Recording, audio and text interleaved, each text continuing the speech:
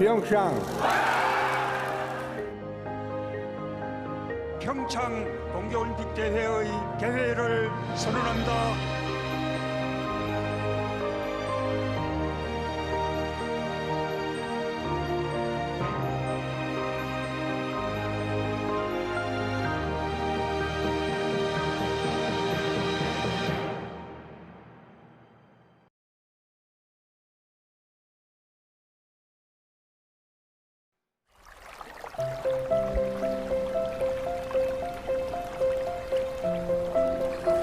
도시를 떠나 낯선 곳으로의 여행. 이곳에서 또 다른 일상을 만나다 답답한 일상을 벗어나 잊고 있던 나에게로 떠나는 여행.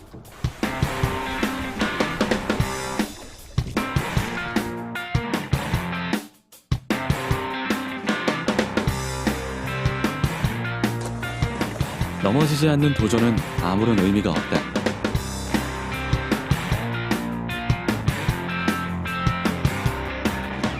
시원한 바람을 가르며 마주한 곳에서 또 다른 나를 만난다.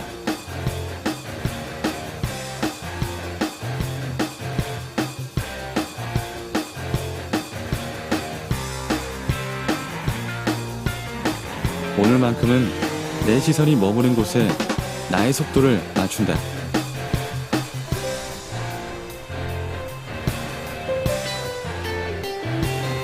저물어가는 하늘과 밀려오는 파도가 유난히도 새롭게 느껴지는 순간, 익숙했던 모든 것이 새롭게만 느껴진다. 잊고 있던 나를 발견하는 것, 자연과 공존하는 즐거움, 다시 만나는 새로운 세상. 평화지역 DMZ.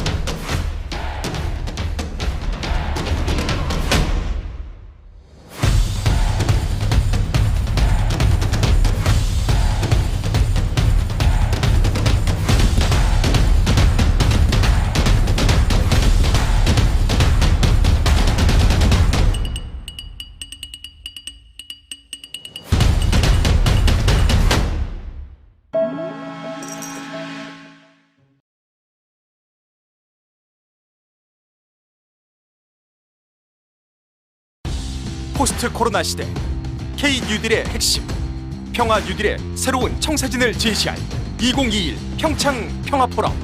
짐 로저스, 데이비드 비즐리, 무하마드 유누스. 평화 지금 이곳에서, 당신이 함께하는 그곳에서.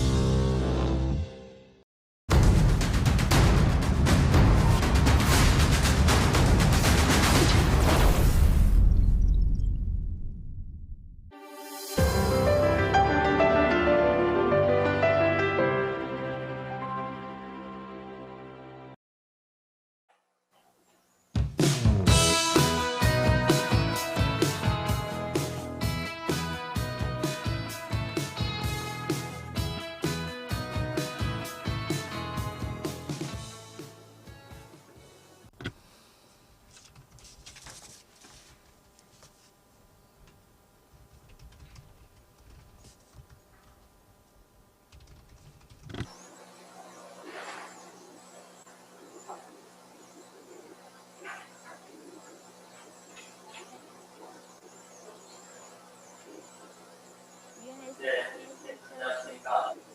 코이파 박재진 이사입니다. 2021 평창 평화포럼 3일째 인도를 전체 세션을 개최하게 되어 기쁘게 생각합니다. 바쁘신 와중에도 온라인으로 개최되는 오늘의 자리에 다시? 네, 안녕하십니까. Very sorry, I turned it off. I am Park Jae-shin from KOICA. Welcome to the 2021 PyeongChang Peace Forum, Day 3. UN SDG 3 on challenges and opportunities for SDG 16 to enhance inclusive response and resilience against COVID-19. I'm very honored to moderate this session. Thank you very much for joining us despite your very busy schedules, our panelists, presenters, as well as our participants for joining in via online. Thank you very much for being here with us today. For more than 1 year, COVID-19 pandemic has been sweeping across the world. It is not only a health threat and crisis, it is also causing various difficulties in terms of economy as well as society. So the people's security as well as human rights are at risk. This crisis is especially felt severely by the vulnerable groups such as children, women, refugees, as well as people with disabilities. So the vulnerable groups' human rights as well as safety must be ensured in terms of formulating policies that are very inclusive and sustainable. Against this backdrop, for this forum, we're going to be taking a look at various difficulties and challenges regarding the implementation of SDG 16 and then to hear insights and experiences from different organizations that are out there on the field to come up with the effective responses and resilience plans against COVID-19. I would like to now take a moment to introduce our presenters and panelists. Now from IDLO, International Development Law Organization, we have Dr. Ilaria Botigliero. Thank you very much. Due to her personal schedules, she won't be able to join us in real time. We will be sharing her pre-taped record. And the second presenter is Ms. Sonia Park from Namati, Director of Partnership Engagement at Namiti, who will talk about the importance and the roles of civic activists in response to the COVID-19 crisis. Third presenter is from KCOC, which is Korea NGO Council for Overseas Development Cooperation.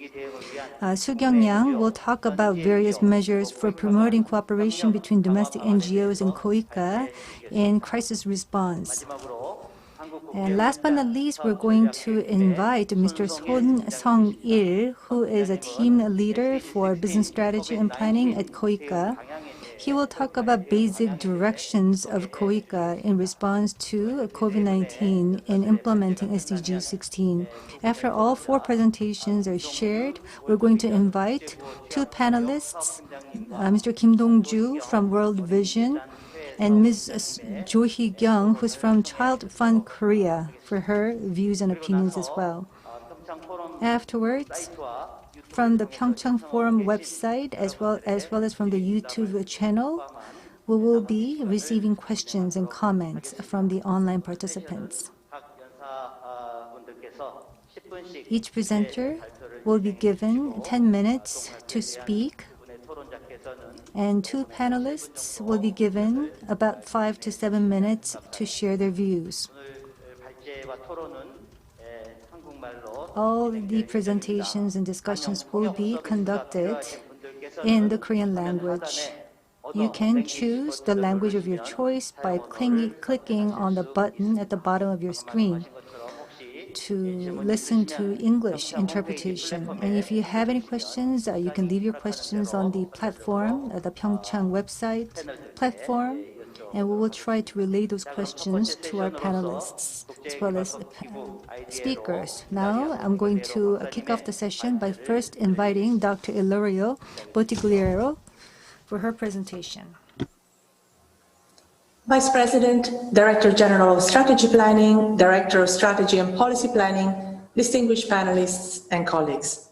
It is a distinct honor and a pleasure to be part of this panel today.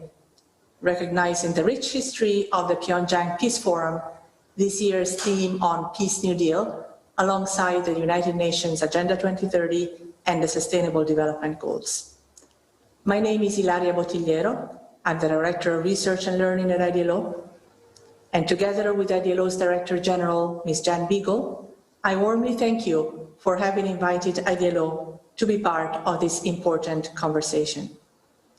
IDLO is a global intergovernmental organization devoted exclusively to promoting the rule of law and advancing its contribution to peace building and sustainable development. 2020 has been an unusual year for all of us. The COVID-19 pandemic pushed us to innovate and adapt. It tested our collective resilience and challenged us to find new ways of working and new ways of reaching out to those most vulnerable and left behind in society: women and girls, children and youth, marginalized groups, the elderly, persons with disabilities, prisoners, among others. COVID-19 exposed social fragility and vulnerabilities like no other event.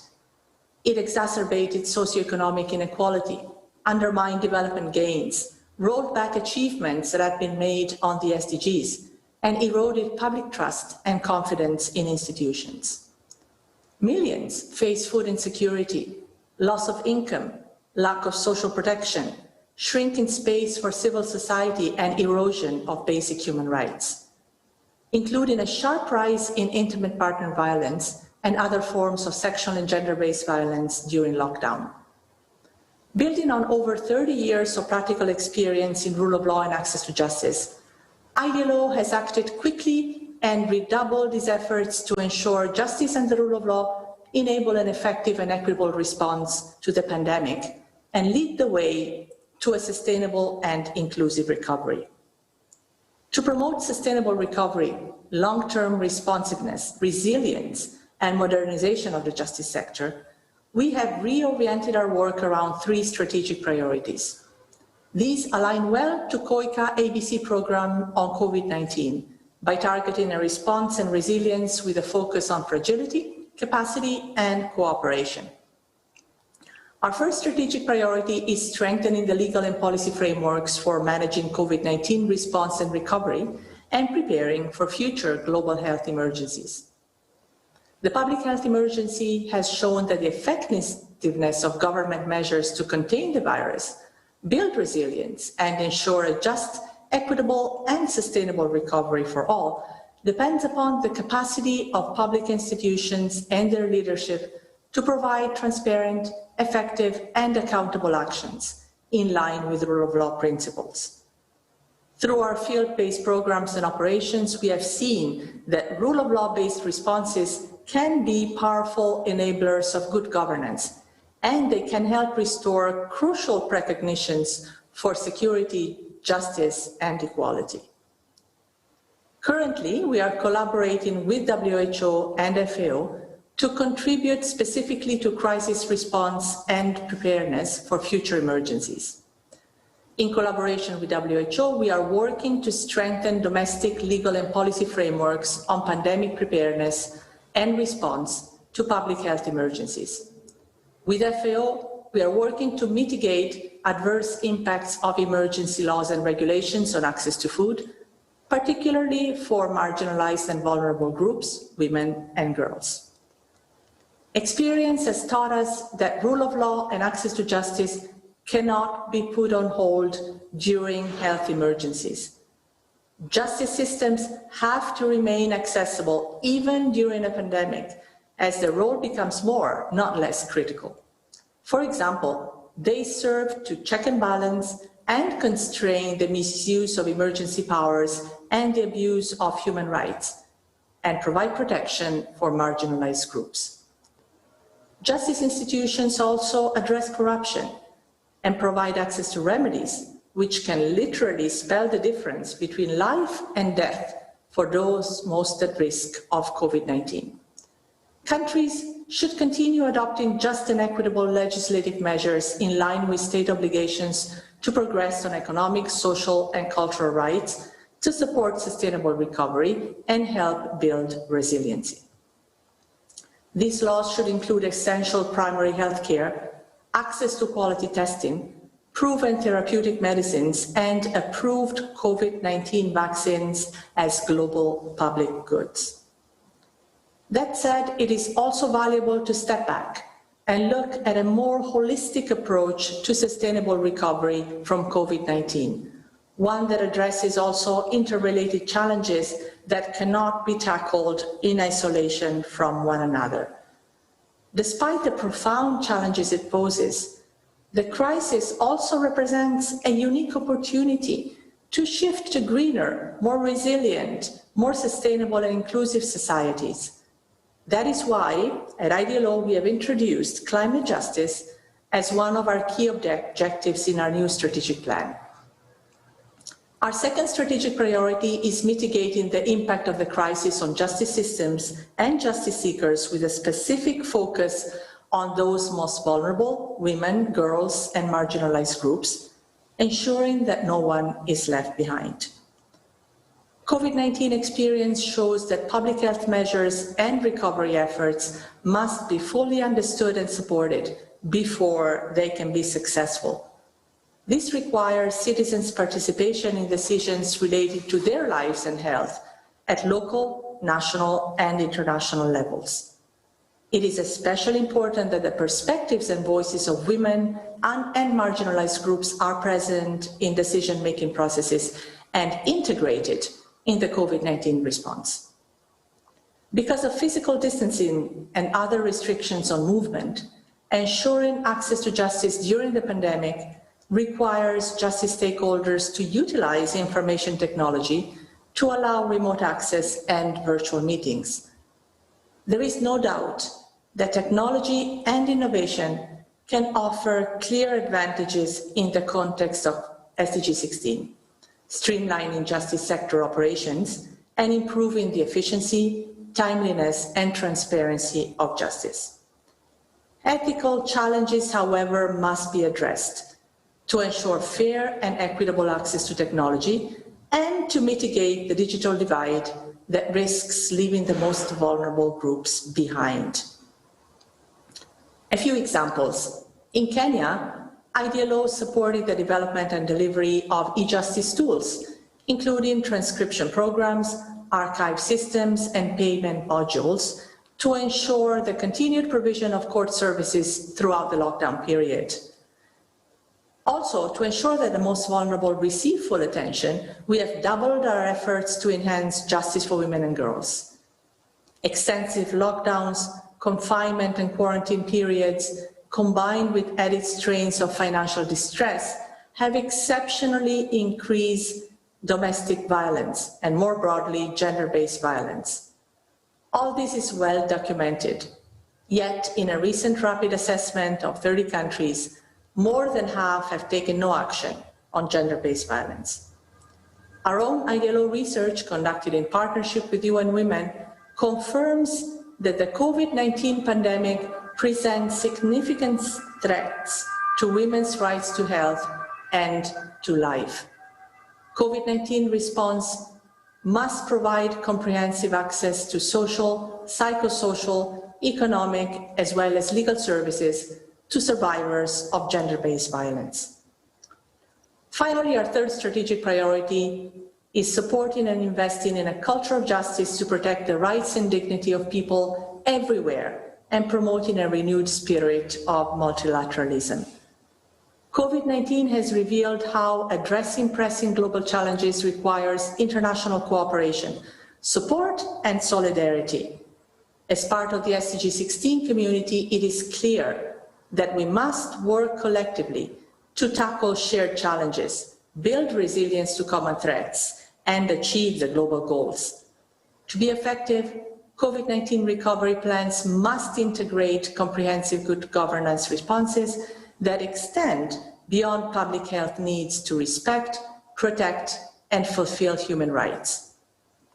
Soon after the onset of COVID-19, IDLO set up a crisis governance forum which recognizes that the road to health and well-being lies in good governance, strong public institutions, the rule of law, and access to justice. Because it was clear from the beginning that the pandemic would seriously disrupt economic, social, and political conditions. Multilateralism and the rule of law can appear as abstract concepts, perhaps distant from daily life, but they are both real and concrete, rooted in people's sense of solidarity, equity, and equality. As such, they are really essential and critical to advancing peace and security, human dignity, and individual well-being. So I thank you for your kind attention, wishing you all a fruitful discussion and looking forward to meeting you in person next time. Goodbye. 네. Thank you, Dr. Ilaria Bottigliero. IDLO가 코로나19에 대해서 She spoke about three strategic priorities that IDLO has presented in light of COVID response: strengthening legal and policy framework, and preparing for future global health emergency. And secondly is mitigating impacts of crisis on justice system and justice seekers, specifically focusing on those most vulnerable, especially women and girls and marginalized groups. And lastly, the third is to support and invest social justice that protects the rights of people everywhere under a renewed spirit of multilateralism. And these three strategic priorities of the IDLO will help us to recover better from COVID and ensure sustainable recovery. This is also in alignment with KOICA's ABC program. So thank you very much. Now we're going to invite a second speaker who's from Namati, responsible for international cooperation. Sonia Park, how are you? Hello. So Sonia will talk about civic activists' role and importance in response to the pandemic crisis. Please start your presentation. Thank you very much. Hello. I'm working at an international civic organization called Namati. I'm Sonia Park. Our organization, Namati, is an organization that really looks at structural injustices as well as imbalances and how people that are affected by them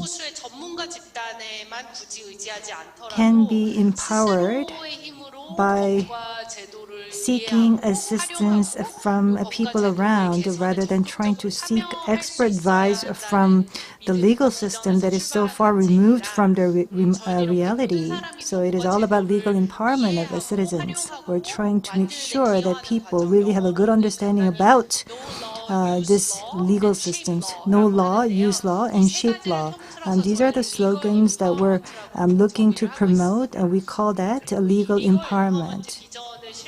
And in order to realize the vision of legal empowerment, there are various activities that are currently being carried out around the world. Law, systems, as well as institutions have to function properly. And without them, as was mentioned by the previous speaker, people are very much affected by them, especially the socially vulnerable people. And the COVID-19 has so much highlighted the dangers of such issues, with various examples all around the world. When we talk about the pandemic, we look at the number of cases, as well as the deaths, as well as the number of beds, and the access to vaccines and therapeutics. So we're trying to deal with the crisis from a health point of view. But if you take a closer look, we need to understand that people are not evenly impacted by the crisis. As was mentioned by the previous speaker, not only in Korea, but also all around the world, whenever there's a crisis, people that actually lose their jobs are people who, for example, are in special employment or in regular jobs. And also, there's a lot of risk in terms of domestic violence because of the lockdown measures. It is very difficult for these victims to access any justice system. And when there is, for example, an online administrative system that is replacing the offline system, it also affects unevenly those people that do not have any access to the internet connection. So we see various people that are falling victim to these issues. And even the air polluting power plants or those plants, concentrated areas, people that are living in those areas, and especially people of color, have actually a higher risk of dying from the COVID-19 pandemic than people that are not. And these problems have been around us even before the COVID-19 pandemic, but the impact has been quite uneven.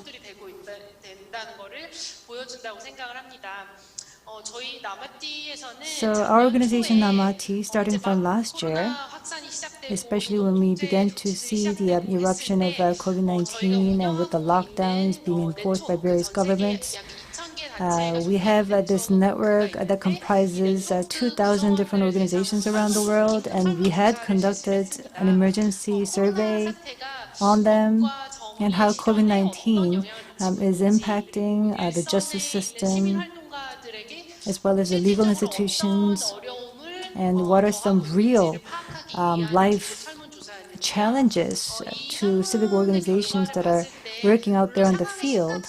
The survey, of course, highlighted the seriousness of the challenges at hand, but also in terms of the resources, innovation, and creativity, those were also being illustrated as well on the part of the CSOs. 50% of the respondents said that because it's difficult for them to meet people in person, they're very much constrained by various field-driven activities, but still they saw a lot of increases in terms of spending on transport, but the funding from the government has actually decreased. So there were various constraints that were confronting these organizations, but 90% of the respondents were saying that they were trying to change the way they were working in order to ensure continuity in their activities. And also any new problems that are emerging from the COVID-19 are actively being responded by the organizations. So there are so many CSOs out there who are working on their projects through a fund called COVID-19 Grassroots Justice Fund. This was set up last year, and KOICA was the early contributors to the fund. So December last year, only a few months ago, 20 countries around the world and 30 different CSOs have been identified to receive the fund from the Justice Fund. And one of the examples is involving Kenya Hockey Center. This is an organization that received the fund. Population is about 15 million, quite similar to that of Korea. And as much as 10% of the population, due to religious reasons or because of racial discrimination-related issues, they're unable to have access to the identity system. Usually, you would just go to a local center and submit your papers to receive your identity, but there are these people who are unable to access such system, and because they don't have any documentation to show, or they would have to go through a separate procedure to receive authentication or verification. So 5 million people or so are unable to register themselves in the identity system. You may think this is not really an important issue, but without an identity, you're actually treated as a stateless person, especially in terms of accessing public health as well as medical services and other type of administrative services. And in terms of testing and treatment, you're unable to access that as well. Also, sometimes these people are arrested on grounds that they were involved in some social gatherings that are actually being banned by the government. So they're very much exposed to these challenges and suspicions. So on the field, we're trying to make sure that there's a lot of advocacy activities to make sure that these people are given the rights to seek justice. And also, we have some emergency relief funds that are provided to those people in difficulties as well.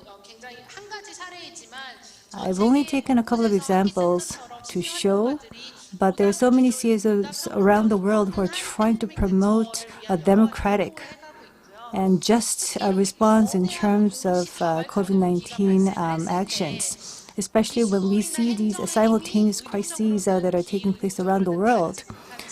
There are these socially vulnerable people who are unable to access this justice system.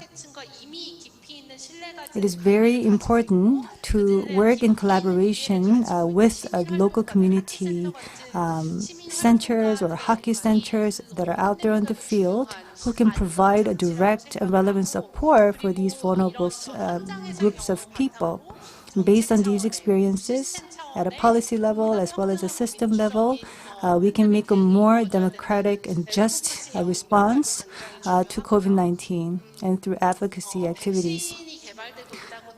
We are saying that there's a vaccine available out there, but in order to ensure access, equitable access to vaccine, it is really going to take a long time. And COVID-19 is also exacerbating inequities and inequalities across society, and those problems are not going to be easily resolved in a short period of time. So as such, those CSOs that are out there at the front line of democracy movement would have to play a bigger role going forward as well. This COVID-19 grassroots justice fund that I mentioned before is going to evolve from a crisis fund to deal with other issues in terms of climate change, health, as well as women's rights and empowerment. For the legal empowerment activists, this fund is going to be evolved into a legal empowerment fund, and we're making preparations to bring that shift in the operation of the fund. Of course, the citizens were at the center of the democratic movement in Korea. And of course, the Korean government has shown a very strong administrative power in terms of responding to COVID-19, and that is setting a good example for other countries to follow. And Namati and the Legal Empowerment Fund and other organizations would like to make a lot of contributions in the process going forward. Thank you very much. Thank you, Dr. Park. Team Leader Park. You actually used up 10 minutes with 3 seconds left. Yes, thank you very much for keeping to the time constraint. Of course, COVID-19 has caused us a lot of problems, but then Namati conducted a survey to understand where that source of creativity and innovation lies in the CSO organization activities. You said that you drove a lot of changes in terms of the way you worked, and also KOICA, in order to respond to COVID-19, came up with the 3 major directions. First is business as usual. Our existing projects and programs were realigned and reinvented to better respond to COVID-19. And second, we took a look at different types of requirements in society. And ODA for health was strengthened to give better empowerment to people. And third is to turn this crisis into an opportunity.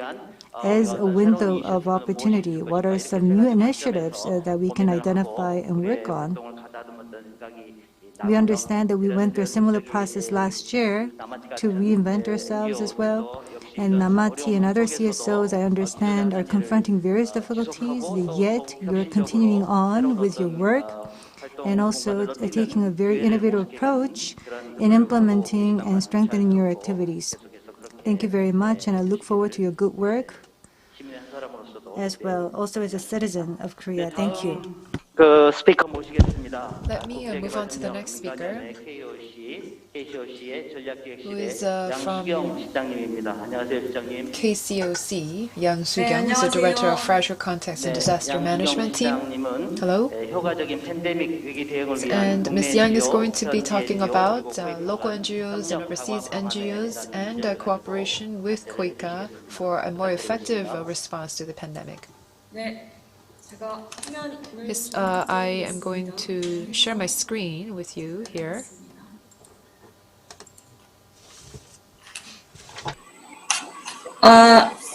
오늘 이 자리에 불러주셔서 일단 감사드리고요. So thank you very much for inviting me to this panel. 팬데믹 대응 위한 협력 강화. I would like to talk about ways where we can boost partnerships of Korean NGOs, local NGOs, and KOICA. The two speakers who just spoke ahead of me have all said as much. I would like to reiterate most of the points that they've made already. After COVID-19 began last year, it was such an unknown infection, and we were all very confused at the time. We were able to really see firsthand how confusing those times were, and around the time the confusion started to die down somewhat, we were able to see other ways. We were able to see how vulnerable people were, because there were some people who did not know if they would die from COVID-19 or die of starvation. It has been 1 year since we've been living with COVID-19, but this is more than an infectious disease outbreak. This is a social, economic, and political crisis as well. Which is why in responding to COVID-19, it's very important for us to engage in an inclusive and an integrated recovery with governments, experts, CSOs, NGOs should all work together in that regard. And I think that we all share in that mindset. And we have to really prioritize the most vulnerable groups and vulnerable members of the population. And this is not just a short-term response, that we have to build resilience of the entire institutions and systems and try to protect and reinforce a more strong safety net for the population, especially for the marginalized members of the population. I think that we all share in that agreement, because otherwise the entire society is really shaking, its foundation is weakening, as we see.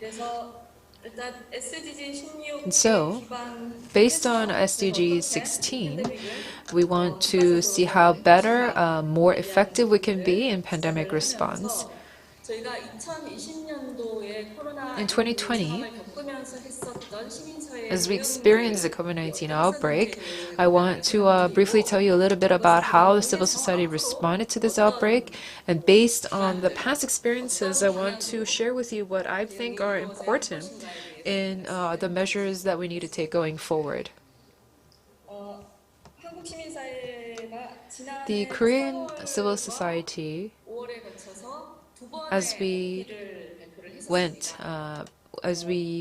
underwent April and May last year, we made 2 appeals, both in April and May. And what we were saying was that COVID-19 is not just a local issue, that it is an international issue, and that we need to have a global response to the pandemic. Because if we just focus on local context only, then we can go the way of nationalism, and that is something that we wanted to beware of. And in May, we issued another appeal where we asked for about 660 billion Korean won to combat the virus with an NGO initiative. And we also stated our commitment that the NGOs would be the first in the field, and we urged governments and corporations and foundations to join in the action.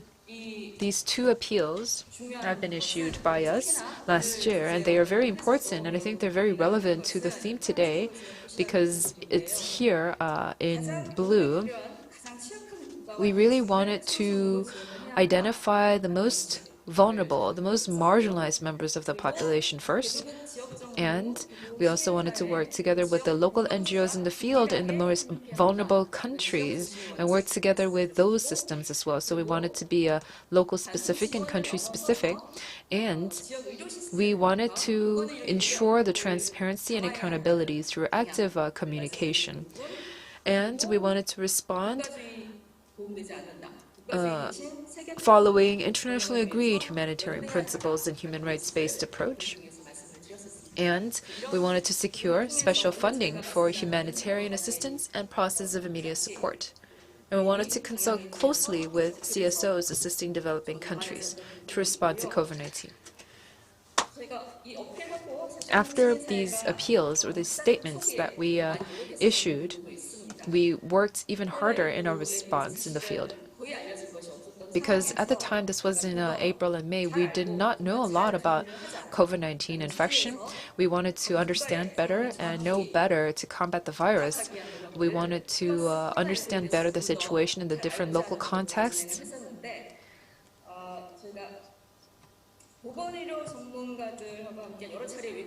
We had many different webinars with health and medical experts, and we also received some country reports on COVID-19 from different country managers.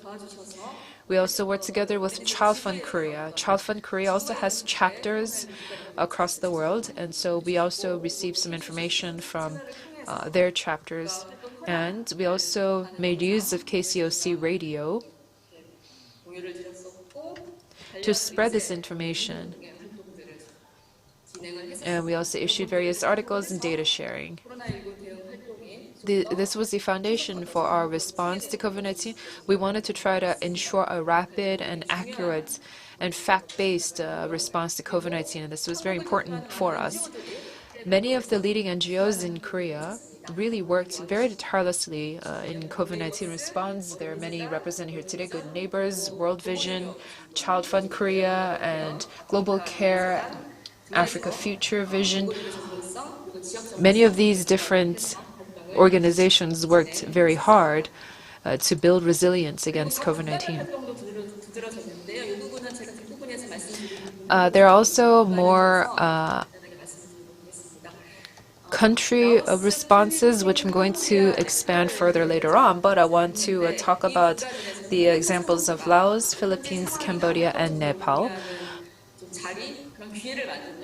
These countries provided some useful illustrations for us to better understand their response to COVID-19, and we also have good relationships with the local NGOs there. Many of the local NGOs really worked actively in carrying out joint response in the field. By working and collaborating with the NGOs, we feel that we can have a very effective pandemic response, and this is something that we've seen all over the world. Many countries are working very hard and preparing very hard against a pandemic response. In the case of the Philippines, the KOICA country office, a Korean NGO camp, and the local NGO called Zoto carried out joint response to COVID-19 for the poorest of the poor in Metro Manila in July for public health, awareness raising, and various local context-based activities. So here the key is that Korean NGOs, different chapters and country offices, especially KOICA, and the local NGOs in the field work together to carry out joint response. So going forward, we hope to build on this experience on how to be more cooperative in our response to this pandemic and future public health catastrophes. These NGO responses were possible because of the different strengths and the capacities of the NGOs, because they are operating off a humanitarian mission, and they have roots in the local community. They work very closely with the local community members, so they're grassroots organizations, which is a key advantage that NGOs have. And I think that we can build on these advantages of the NGOs, especially to do more outreach to the most marginalized members of the population in light of COVID-19, the people who are really powerless and who are not being protected. This sort of very intricate, very detailed outreach is very important, and this is something that only NGOs can do because they're working in the field, in the ground. So Korean NGOs and local NGOs can work together in joint response. And of the NGOs, there are some NGOs that have a lot of expertise, particularly in public health, in pandemic response, who are capable of rapid response. And these are the local NGOs that we really want to partner with. For more effective pandemic response, we have to build on these partnerships. And just briefly on what we can do to further our collaboration, I thought about 4 different categories. The first is funding priorities. The second is information sharing and clustering. Next, localization. Fourth, ecosystem. On funding, in 2020, to respond to COVID-19, KOICA and civil society partnership was set up for a 10 billion Korean won, a fund, to work together with each other. And there was public-private program. There was a 2 billion Korean won that was implemented as part of this program as well. And I'm going to show you some of these categories here. There's health service support for fragile countries, and build up the capacity to infectious disease response, particularly supporting the most vulnerable, women, children, and also to invest in these social enterprises in a social economy. And I think that this is also very relevant to SDG 16.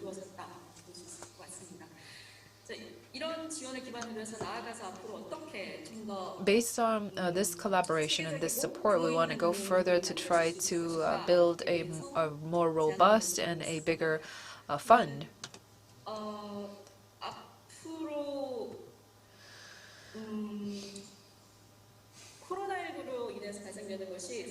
Because of COVID-19, we're seeing socioeconomic crises come about.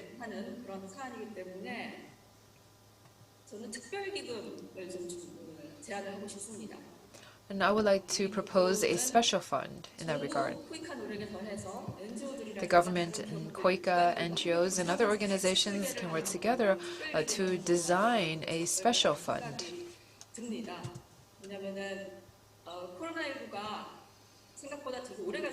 Because COVID-19 could be very prolonged, and it could stay for a very long time in our society, and its aftermath can stay for a very long time. And even if COVID-19 goes away, there is the crisis of future pandemic outbreaks. So we have to have a special fund in place that is more long-term in nature. Through this special fund, we can help refugees, conflict regions, really focus on the more marginalized populations. And as mentioned before, we can also try to help eradicate domestic violence, gender-based violence, violence against children, which is also a big issue as we've just seen, but also go more than that to work towards a climate disaster reduction, environmental disaster reduction. This special fund can go a long way to help in that regard. So that is a proposal that I would like to make. Second is information sharing and clustering. I mentioned earlier that there are different country reports that we received. So there are people on the ground in different countries that collaborate with us. There's a COVID-19 information hub that KOICA built. This role is very important, and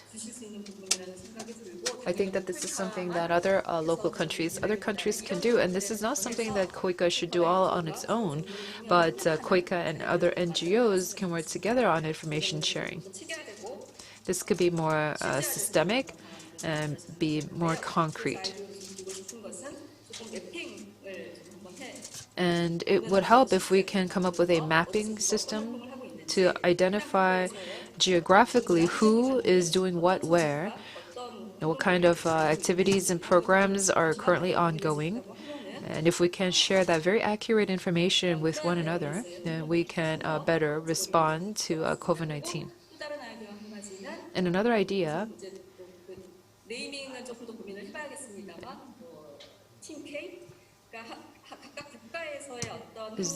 I don't know a name for this yet, but Team K or something else along those lines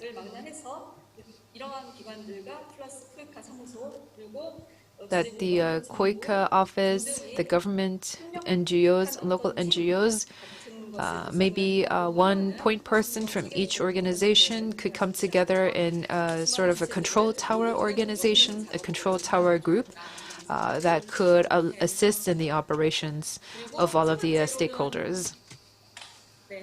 부장님, 죄송합니다. 시간 관계상.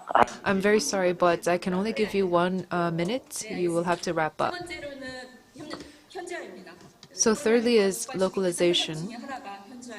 Localization is one of the key issues that was more exposed because of COVID-19, and this is something that we emphasized for a very long time, but we are not fully there yet.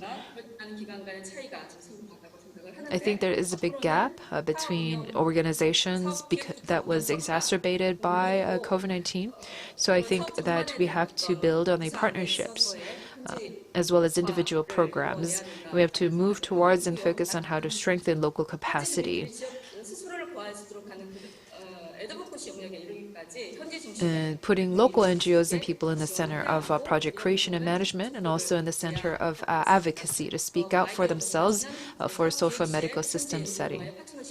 So some are maybe partnerships, funding, capacity, coordination, and complementary are the 6 core components of localization. Perhaps we can bring in local stakeholders early on in the field, or maybe make use of ICT, sort of allow for remote access. And lastly, on ecosystem, COVID-19 also really exposed the strengths of NGOs, but many NGOs are weakened, have been weakened because of COVID-19, and many NGOs are finding difficulty in funding. And there is a sort of a disparity among these NGOs. So for the sake of development cooperation, it's very important to have NGOs play a role to allow for security and operational security of these struggling NGOs would be key.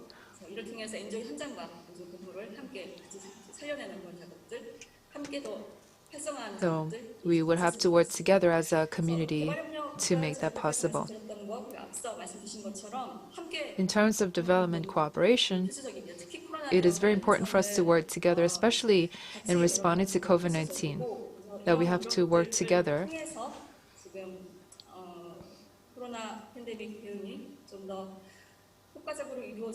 And through that, we can have a more effective response to COVID-19 and have a more expanded partnership in the future. Thank you. Thank you very much for your presentation, Ms. Yang. She talked about the appeal made by Korean NGOs in April, and I do remember that appeal, and that was submitted to the government, to the highest offices in the Blue House, and I remember that it received a good response. And so these NGOs and SCSOs have been working very tirelessly in the field to overcome a pandemic. So thank you very much. You did mention 4 things: funding, information sharing, localization, and ecosystem. So hopefully we can talk more about that later on in our discussion session. Yes, from the KOICA headquarters, a colleague who's working with me, Mr. Son Sung-il from KOICA, who's responsible for business strategy and planning. Hello. You will speak about KOICA's response and basic directions in regards to the implementation of SDG 16. Hello, I am Son Sung-il, Business Strategy Planning Team Leader at KOICA. So when it comes to the implementation of SDG 16, especially from the point of responding to COVID-19 and the directions that KOICA is currently taking, that would be the main topic of my presentation. I would like to share my presentation slides. Turning to the next page, table of contents. COVID ABC program of KOICA and SDG 16, peace initiatives undertaken by KOICA, and strategic linkages between the two programs and the plans related to that. First, ABC programs of KOICA will be explained to you in detail. Since the outbreak of COVID-19 in April of last year, KOICA launched ABC program with urgency, and I will give you further details in the next slide. Basically, there are three major categories of the program, two different timelines. First, from the program point of view, actions on fragility. Second, building capacity. Third is comprehensive cooperation. 기간 측면에서는 Basically, 2021 is set as a short-term timeline, and 2022 and 2024 as long-term timeline for the implementation of the program, and there are different milestones for each of the time period, which will be explained in the next slide. So here's the ABC program in details. In the emergency stage, which is the year 2021, research for COVID-19 response and global citizenship alliance for crisis response have been identified as key tasks to undertake, and we're working on these right now. And from 2022 to 2024 period, resilience is very much emphasized. So from the point of research and development, there will be capacity building efforts, and also there will be connection and collaboration work, and also networking with global citizenship organizations, and also to diversify our activities in that regards. Next slide shows, together with the ABC program of KOICA, we have KOICA SDG 16, Peace Governance Midterm Plan, which was established recently. It's currently in implementation. The table shows the midterm plan, the second category here, focusing on governance aspects. This is 2.2, promoting public participation in decision-making process. This is where the program is tied in with the ABC program. This is based on participatory democracy in responding to COVID-19. And I'll give you more details in the next slide. SDG 16번 전략에서 가지고 있는 이 참여적 민주주의 기반 So, participatory and democratic response to COVID-19 as part of SDG 16 can be explained in two different aspects. First is providing a better support for the local CSOs, and also to nurture and develop and train local NGOs. Second is the democratic media information sharing and capacity building for utilizing information. So, to summarize again, KOICA's ABC program, COVID-19 response program, and SDG 16, peace governance, mid-term implementation strategy, these two programs have common grounds. We're trying to provide a linkage, better linkage between the two programs at KOICA. I try to make it more visible or visualized. So local NGOs and capacity building are very much emphasized as part of the program.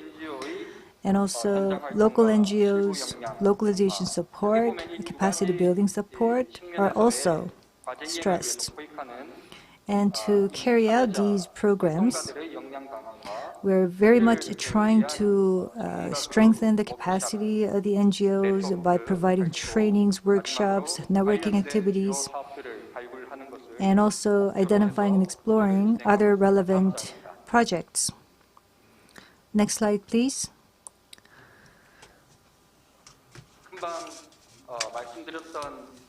As I mentioned before,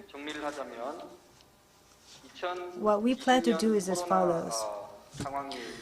with the outbreak of COVID-19 back in 2020, from the point of response, in order to revitalize the CSO network, inclusive COVID-19 response activities are being carried out. We try to strengthen cooperation and solidarity,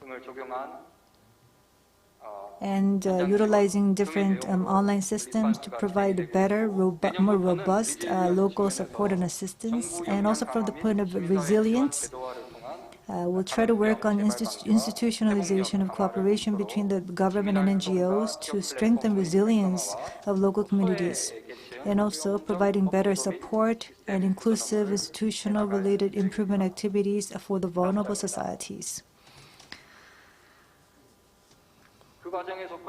In that process, as was explained before, together with Namati, Grassroots Justice Fund was set up in the amount of $100,000.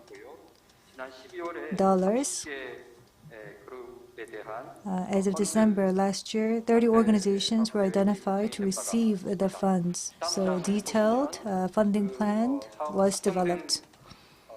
Next slide shows the identified programs, Argentina, Nigeria. Two case examples are shown here. As for Argentina, legal information related online system building is the program name, and Nigeria is related to people with disabilities, life-saving information. So it's providing life-saving information for people with disabilities.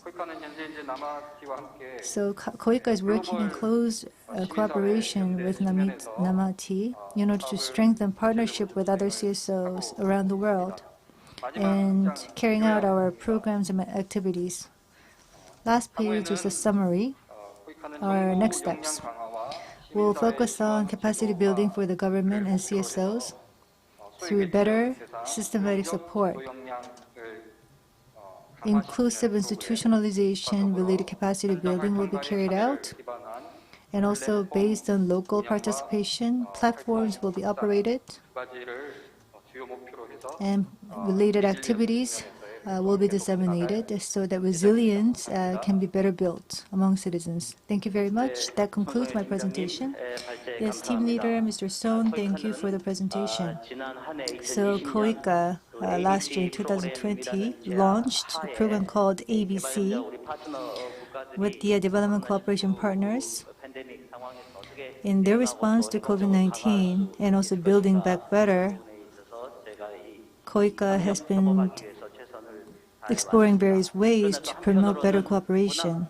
And also at the same time, of course, we're dealing with an unprecedented COVID-19 crisis that's creating a lot of changes and disruptive changes in society, especially in terms of health as well as infection-related areas. It seems as if this big black hole is sucking everything into it. And that is why we had to focus and channel all our efforts on dealing with the health crisis. According to the plan, I think most activities are really much related to response, and of course you would have to make more preparatory works to shift the program towards resilience, of course. There are other areas with equal importance, not just response. For example, climate action, rural community development, education and training. There has to be a balanced approach towards dealing with these different issues. And of course, it has to be linked back to the infectious control, infectious disease control. A lot of efforts are especially needed in that regard. So thank you. We've heard from 3 presenters. Thank you very much. Very informative and insightful presentations indeed.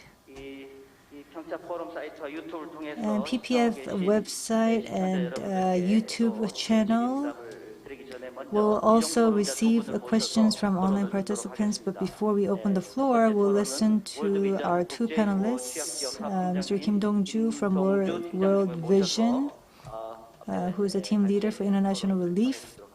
We'll listen to Mr. Kim first. Thank you. Yes, hello, my name is Kim Dong-ju of World Vision. This is the worst human rights catastrophe since the Second World War. and it is difficult for us to achieve SDGs right now. In an effort for us to better implement SDG 16, we have gathered here in this panel. So I'd like to thank everyone, especially KOICA. I think there are two things that I really want to stress. SDG 16 has to, for democratic governance, try to identify the root of the cause of humanitarian crisis and try to have a structural response to the situation. KOICA and its collaboration with CSOs is very important because in light of the pandemic, we can really try to identify the vulnerable and marginalized groups, especially the threats and risks to women and children and these vulnerable groups, to try to understand the social context, how these occur. And that is where we should identify the priorities of our activities. The guidelines and frameworks and the rules should be developed by organizations like KOICA. The pandemic is a global issue, but if we look at most of the humanitarian issues, they are occurring in conflict regions and refugee settlements. And these people who have gone through conflict, they migrate, they move over different national borders. And in that regard, they are not becoming beneficiaries of different national policies and social policies because they're living in these temporary settlements near border regions. They have no choice but to live in these border camps. And many of them, their situation is becoming very prolonged. If we look at these specific characteristics of the border regions, these tend to be isolated from the official safety nets or the official protection afforded by these governments of the countries. And it is also very limited in terms of other organizations trying to do outreach and using their tools to provide assistance to the refugees here. So instead of an official laws or official set of regulations, many of these border regions, particularly the refugee camps, are exposed to unofficial sets of laws and regulations. So in that regard, there are also it's very important to have a local context-based approach to these vulnerable members because they know better what's going on in the field and they're more grassroots-based. The legal empowerment is very important for these vulnerable members who are in crisis situations to have access to justice.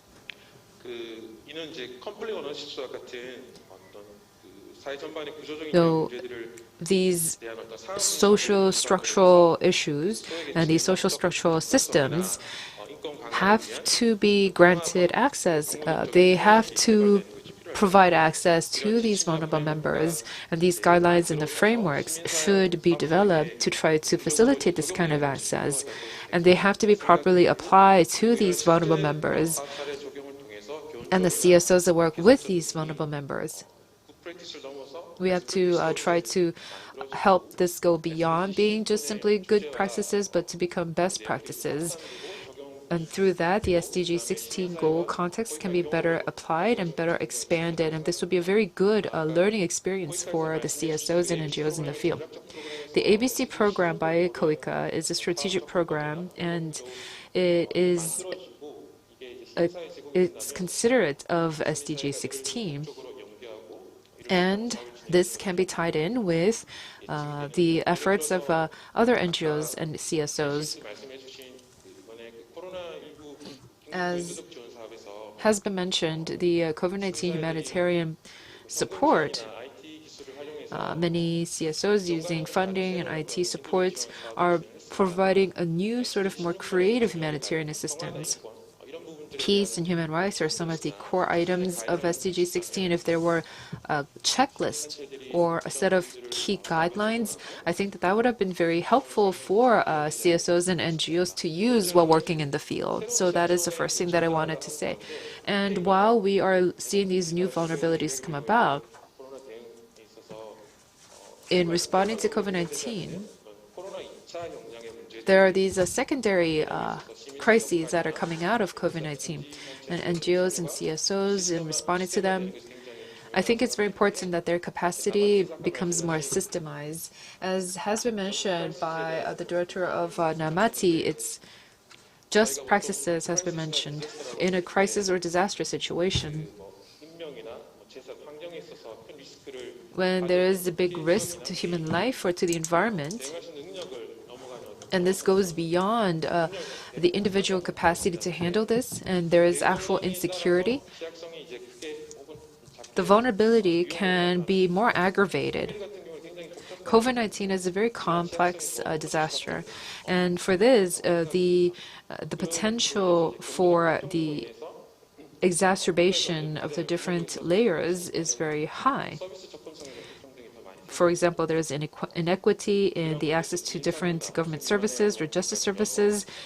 Girls, people with disabilities, children, the elderly, they are being marginalized. And so this is really not in keeping with our foundations of justice.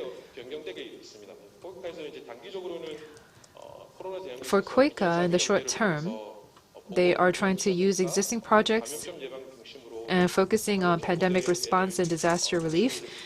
It's sort of a Korean model of humanitarian assistance that they are leveraging globally. But in the long term, we also have to look at social inequality or human rights protection, these secondary effects of COVID-19, particularly on the marginalized people.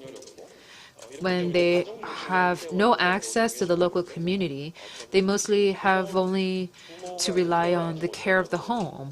But what if there are children who are not under the care of their parents, for example? They are very vulnerable and exposed to risk. They need community care. So in that regard, grassroots organizations and local organizations have to provide that care.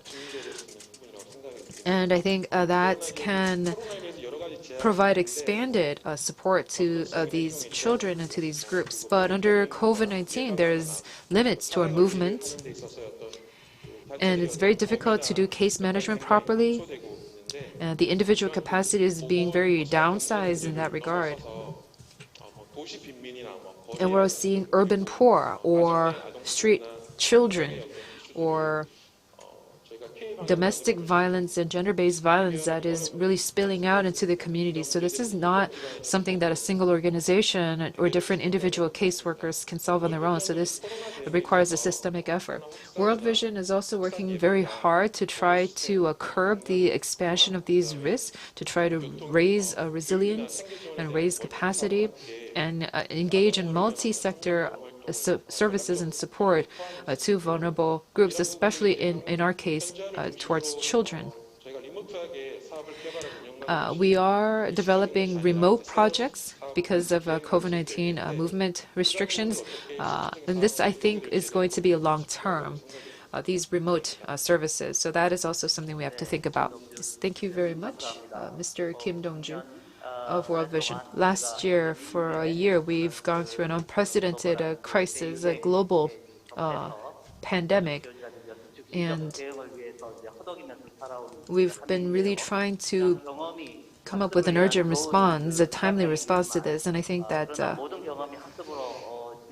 we've had a good learning experience, but for these experiences to really all become learned experience and that to become lessons learned, we have to really build on what we've learned and try to transition what we learn into best practices and then even transition that as new approaches and into new guidelines and a framework. KOICA will also try to exert our best efforts in that regard. Last panelist I want to invite is Jo Hee-kyung, who's an Asian program manager from Child Fund Korea. Hello, can you hear me well? Can you begin your presentation? Yes, I'm Jo Hee-kyung from Child Fund Korea. On the occasion of the PyeongChang Peace Forum, the KOICA's session for UNSDG 2 session is currently being held, and I'm very happy to be part of this. We'll talk about the different measures and efforts being taken to increase the response capability and resilience against COVID-19 with various organizations here, and also to seek a common solution. I think human rights is a very important precondition when it comes to response to COVID-19 because these social and economic difficulties are having an uneven impact on these vulnerable groups, including women, children, as well as people with disabilities, migrants, and so forth. It is actually threatening their very survival. It is very important to empower these vulnerable groups of people through very inclusive policies. And our Child Fund Korea especially focused on the immediate impact on the vulnerable group, especially focusing on children and relevant institutions surrounding the children. When it comes to quarantine, of course, it would mean to, for example, strengthen health-related services as well as institutions and systems, but it is also related to food security and also health-related capacity building, and also hygiene related to water resources, providing better support for the poor people, as was mentioned by the director from KOICA, the business as usual, which are to make sure that these people receive very basic services that are needed to maintain their daily lives. But we're taking a quite different approach in that we try to better understand and identify the needs of the people, but at the same time we focus on the human rights-based approach. In terms of the institutions and systems and services, what are the areas in which they have limited access to? What are these systematic issues that are actually making such vulnerabilities in the system? That is the key focus area of our programs. And also as part of the SDG 16 related activities, because we're a children's fund, children's organization, befitting our mission, we want to make sure the children are protected and safeguarded as well as supported from any type of violence. Because they don't have a lot of access to public services, and also in terms of the burden and responsibilities for child care, they mostly reside within the boundaries of a home. So in terms of mental development, psychological development, there are threats related to that, also sexual violence against children, and the risk of that has actually increased as a result of COVID-19. The East, the Western Africa saw the outbreak of Ebola. We saw early marriages of young children. We also saw an increased pregnancy among young girls as a result of the eruption of that disease. We also see similar problems in Korea as well. I'm very sorry, but we're having technical issues again. We weren't able to hear you well. What about other people? Do you have any issues in terms of listening? Perhaps it's, yes, maybe we've had our local connection issues here. Please continue on with your presentation. So anyway, we see increased instances in terms of violence against children. What I want to stress is that there's a need for education and training. And of course, you may think that COVID-19 is only related to education or health, but it's actually more than that. We have more children working in informal sectors. We also see decreased birth rate as well. Also for women, the the surgeries that are operated on young girls, and we saw those different cases being taken. So there's this limited access to public services. We're trying to focus on those areas so that girls and those vulnerable groups are included in the part of that institutional justice. And the CSOs, of course, would have to work harder, and we have to work in close collaboration with these local communities as a local CSOs. And we want to be more flexible and nimble in responding to these crises, even during the lockdown periods. And of course, COVID-19 has caused various issues in terms of violence against children. And we also see an increased instances of violence against children in the online space. As children spend more time on the internet, those institutions and legal systems and arrangements are collapsing in the offline world. And it is actually becoming a transboundary issue. further exacerbating the situation.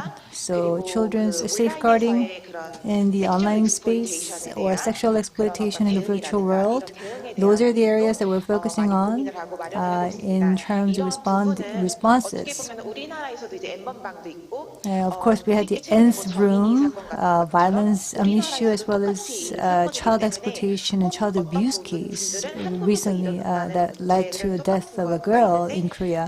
So we see these very similar cases here, and some people may criticize that why don't we focus on local issues rather than just trying to look beyond our borders in rendering assistance, but it is really not so much about nationalist sentiment.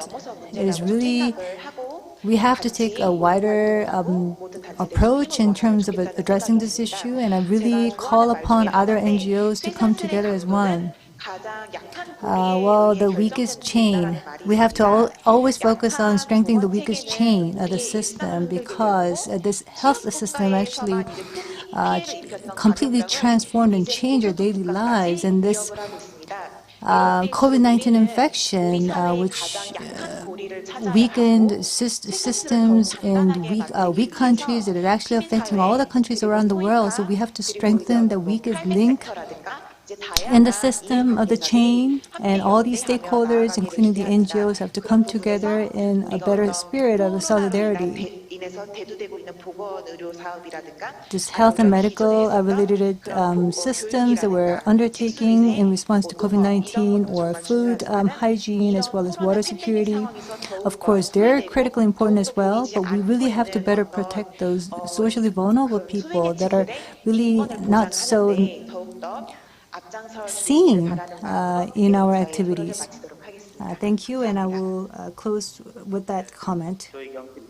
Thank you very much, Ms. Jo. Thank you for your comments. Of course, in our school system as well as in society, children, their education for children as well as childcare, of course, the services related to that have been provided by the institutions, but it's the burden of care has actually been imposed, or more a burden of care has been imposed on families as a result of COVID-19 lockdowns. Of course, we see increased a number of cases in relation to violence against children in the online space, and sexual exploitation, child exploitation, and abuses cases being reported as well. And public sector has to work properly. And of course, we need to have a more important role to be played by CSOs because they're so relevant to local communities. Thank you very much. And we'll try to get questions from the PyeongChang platform. And I'm going to designate these questions to the speakers. And each of the panelists or speakers will be given about 3 minutes to make their final comments as well as to make responses to the questions. I have a question to Sonia Park first. I believe that the topic at hand is very relevant. Of course, funding is a big issue, but funding has to be allocated to the right people. So it's the allocation issue is also critical. In a local country as well, due to various resources and communication, of course, there's a lot of people that are going very hungry at this point of time. So how can we better allocate these resources? And I have a question to Ms. Yang Soo-kyung. To respond better to COVID-19, the government and civil society have to work very closely together, but CSOs also have to collaborate globally.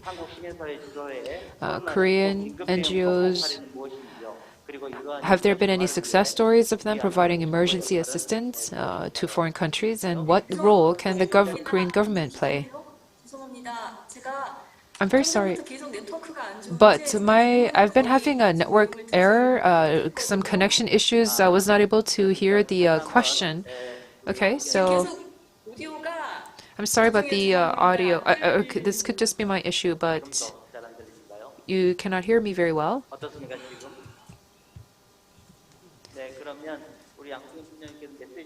So why don't I text you? We'll have someone text you the question. 질문입니다. 코로나가 국내외 사회의 양극화를 악화시키고 있는데 There's a disparity that is growing in the society. What are you doing in terms of bridging these disparities? 자분들께도 질문이 들어와 있네요. So I have questions to the panelists as well. To Jo Hee-kyung, 긴급한 상황에 따라 in an emergency situation, SDG 16 차원에서 대응하기 위한 in order to respond to SDG 16, SDG 16 차원에서 대응하기 in order to better respond to SDG 16 implementation, what were some of the challenges that your organization experienced, not only in terms of the 대응책이 혹시 있었을까요? experiences, in terms of success, but also from failures as well? What are the lessons learned? 우리 조희경 And to Jo Hee-kyung, I have a question to you. So in this COVID-19 situation, what are some of the assistance and support measures for vulnerable children? What is the most effective measure for them? So we received these questions from the online participants. So I'm going to ask Sonia Park to respond to the question, perhaps to finish your comment in 3 minutes. Sonia Park? Thank you. I wasn't able to get the question and all, but of course I think you mentioned the importance of funding, but it has to be allocated and allotted to the right places at the right time. I think that was the gist of the question, how we can better respond to that question, right? If my understanding is correct, then yes. I think I mentioned this in my presentation, the COVID-19 Grassroots Justice Fund. This was not an effort that we took on our own. We worked with 3 different organizations in the relevant field through the form of a coalition to implement this fund. Fund for Global Human Rights is an organization that we work together with the other 2. It is to explore different type of CSOs around the world and to identify and allocate efficient resources to them. But not only this organization, also in the field of development. Of course, funding for NGOs really has a long history. There are a lot of organizations with a very long history as well as competence and capabilities. There are also funding-driven organizations. There are also issue-specific organizations that are working in different locations, providing good support for CSOs in those regions. So we created this network to work with other organizations, and I think such network of organizations will be a good means in allocating the resources. 감사합니다. Thank you very much. 이게 다각적인 다방면에 특화된 단체들의 협업으로 There are these collaboration. 말씀 주셨네요. 그다음 양수경 팀장님, 실장님, 네, 질문에 Thank you very much. We'd like to ask Ms. Yang for her response. The question was that collaboration between governments and CSOs is very important, but also collaboration across different CSOs. Yes, this is obviously very important. The CSOs and NGOs have to work very closely together. And the question also asks if there are any success cases of offering emergency assistance. Last year,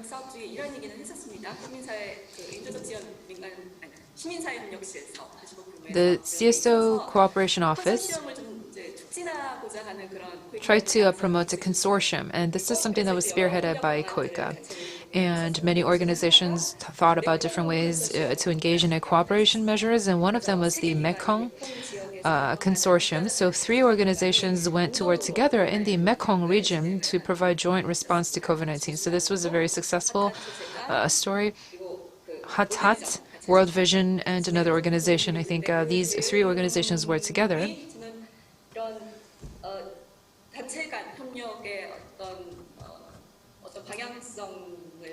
And I think that this consortium presented a good direction forward for organizations working together. So yes, organizations can also work individually, which is also important, but they can work in tandem. And they were offering customized activities. So they're working together, but also apart. And that was the consortium model.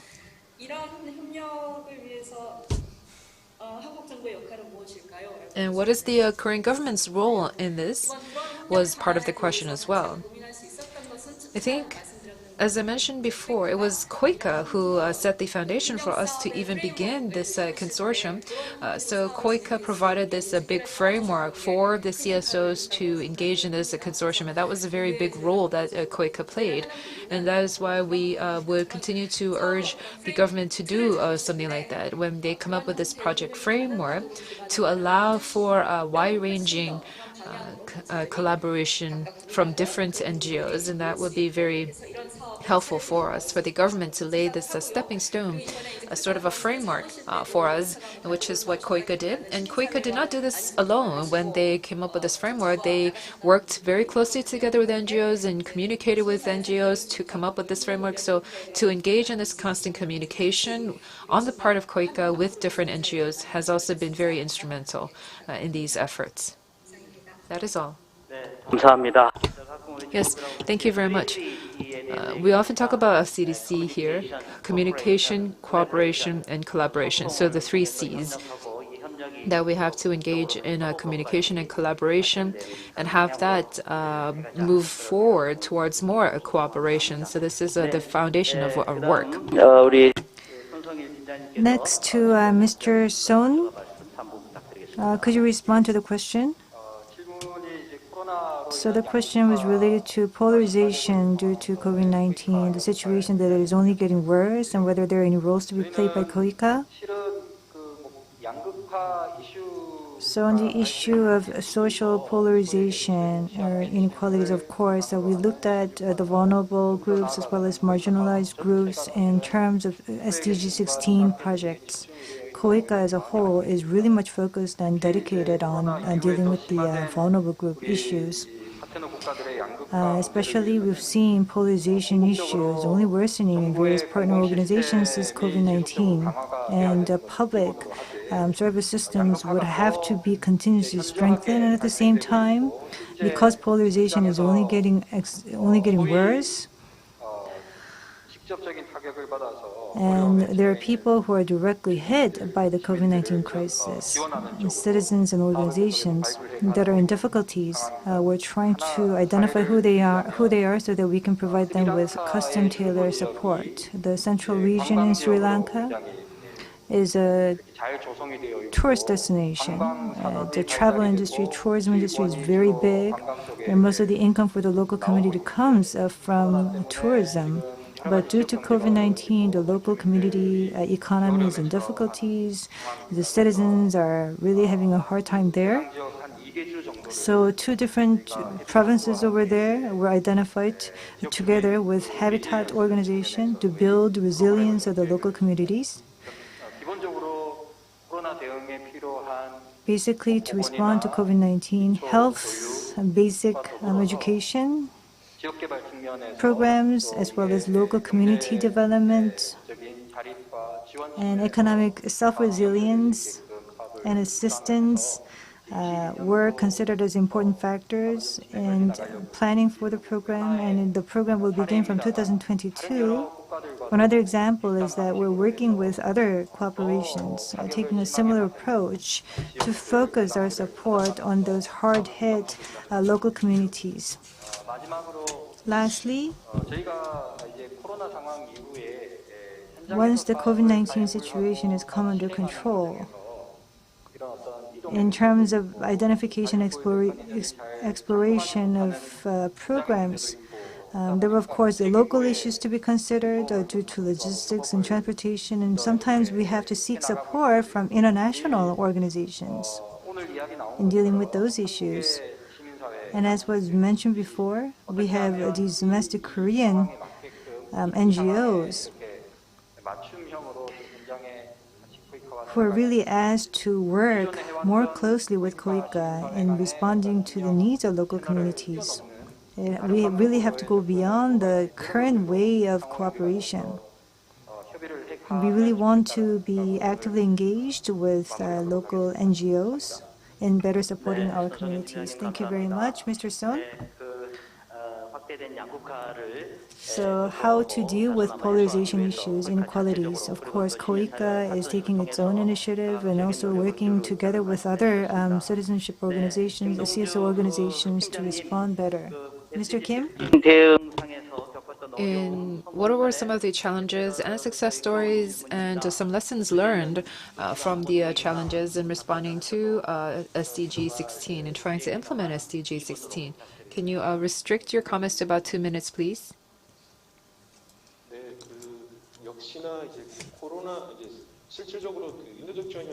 So, the staff working in the field, the humanitarian staff working in the field, that was one of the issues that we encountered to try to protect the safety of the workers in the field.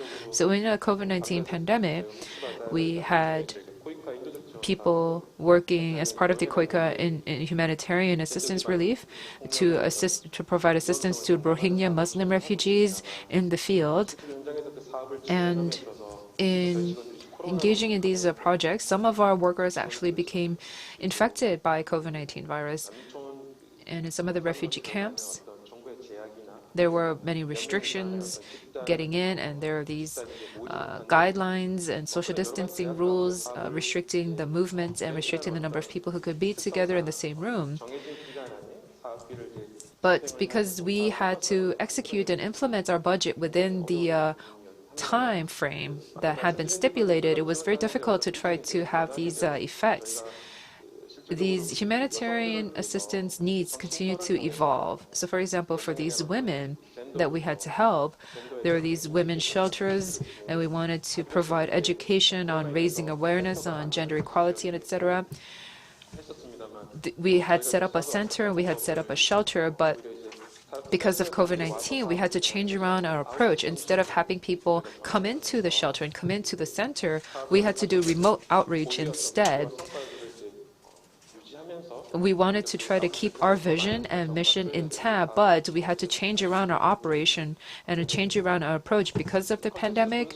And so we had to be very flexible in adapting to these changes in our project to try to do a better contextual analysis. And that was something that we were able to do as part of a project that we did. And I did mention this in my remarks, but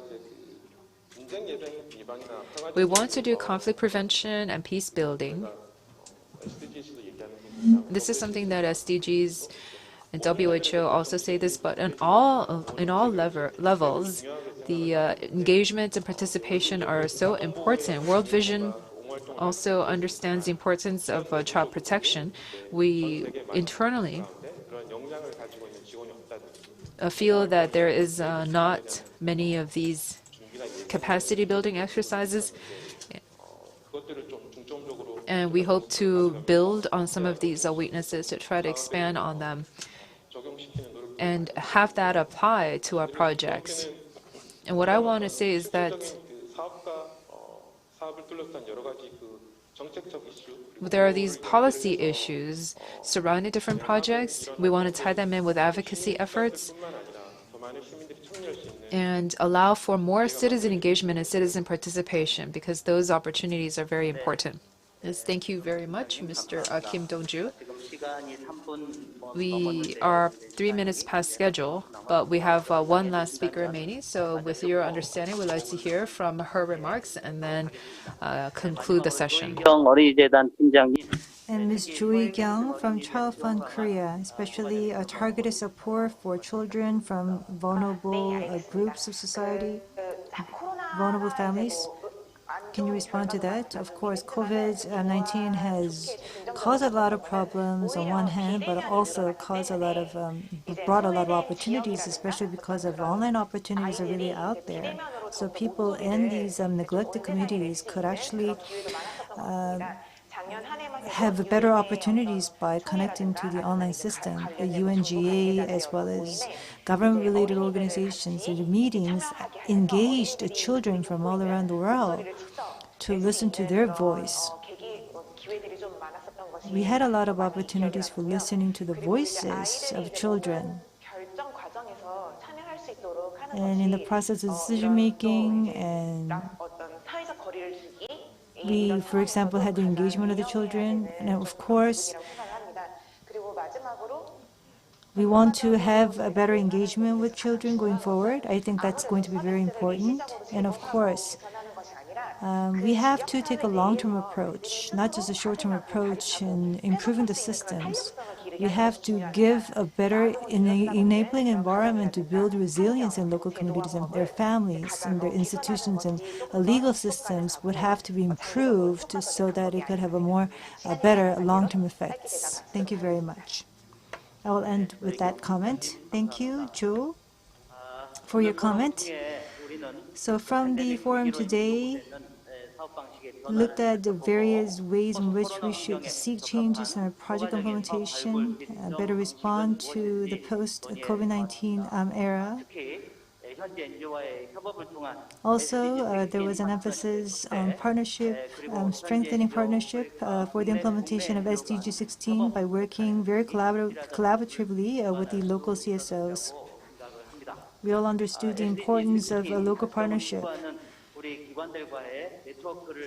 We also need to continue to strengthen and utilize a network with CSOs working dedicatedly for achieving SDG 16, and I hope that we will be able to explore better opportunities of collaboration with these organizations, and KOICA promises that. So this session was on challenges and opportunities for SDG 16 to enhance inclusive response and resilience against COVID-19. We will conclude the session here. We would like to thank the organizer as well as our online participants and speakers and panelists. Thank you very much for your efforts. Thank you. Have a good day.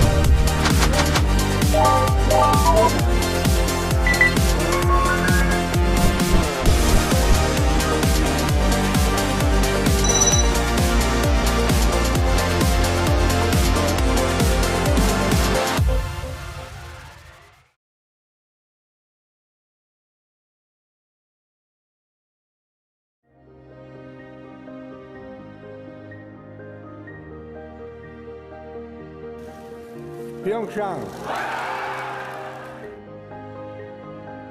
평창 동계올림픽 대회의 개회를 선언한다.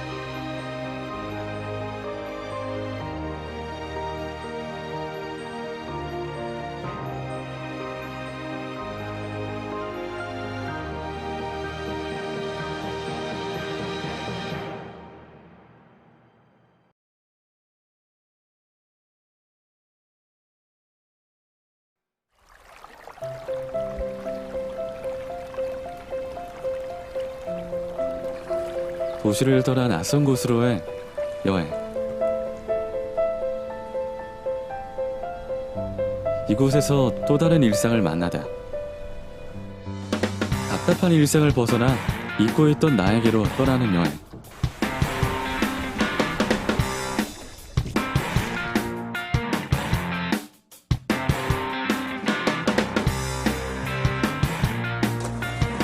넘어지지 않는 도전은 아무런 의미가 없다.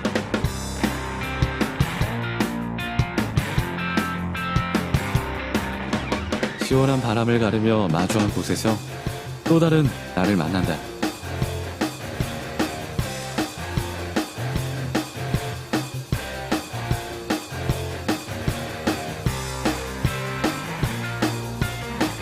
오늘만큼은 내 시선이 머무는 곳에 나의 속도를 맞춘다.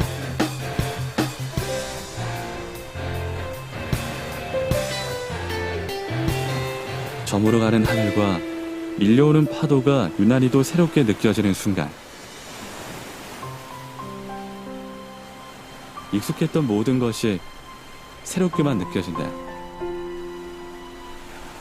잊고 있던 나를 발견하는 것,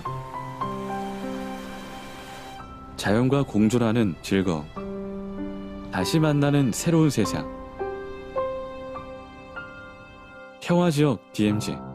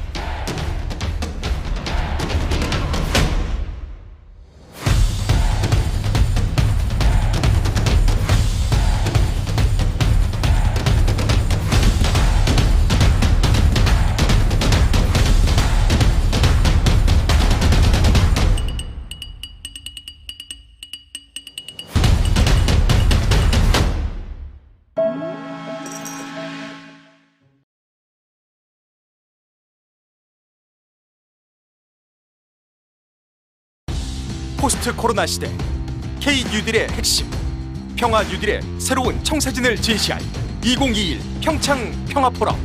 짐 로저스, 데이비드 비즐리, 무하마드 유누스. 평화 지금 이곳에서, 당신이 함께하는 그곳에서.